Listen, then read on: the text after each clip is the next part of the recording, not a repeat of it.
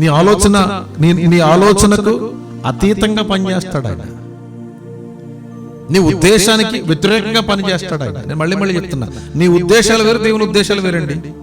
లేఖనం చాలా స్పష్టంగా చెప్తుంది, నా ఉద్దేశాలు వేరు, నా తలంపులు వేరు, నా మార్గాలు వేరు, నా చిత్తం వేరు, నా ప్రణాళికలు వేరు, నా యొక్క ఆలోచన విధానం వేరు, నా నడిపింపు వేరు. నీ నడిపింపు వేరు, నీ సొంత నడిపింపు అంతా కూడా నీ సొంత ప్రయత్నం అనేది, నీ సొంత ప్రయత్నంలో వెళ్తున్నావు. కానీ దేవుడు ఏమంటాడు తెలుసా, ఇప్పటి వరకు మీరు నాకు చేపలంతా రాత్రంతా పట్టారు, నాకు తినడానికి ఏమైనా ఉందని అడిగితే మీరు అలా ఏం చెప్పారు?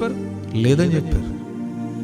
నువ్వు యథార్థంగా ప్రభు అవునయ్యా నేను ఓడిపోయానయ్యా, నా ప్రయత్నంలో ఓడిపోయా, నా కష్టంలో ఓడిపోయా, నా వ్యాధి నన్ను జయిస్తుంది ప్రభు, మనుషుల మాటలకు కృంగిపోతున్నా, మనుషుల మాటలకు నాయన నిరుత్సాహపడిపోతున్నాను నాయన, నేను ఎలా బయటపడాలో తెలియనటువంటి స్థితిలో ఉన్నానని యథార్థంగా ప్రభు దగ్గరికి రా.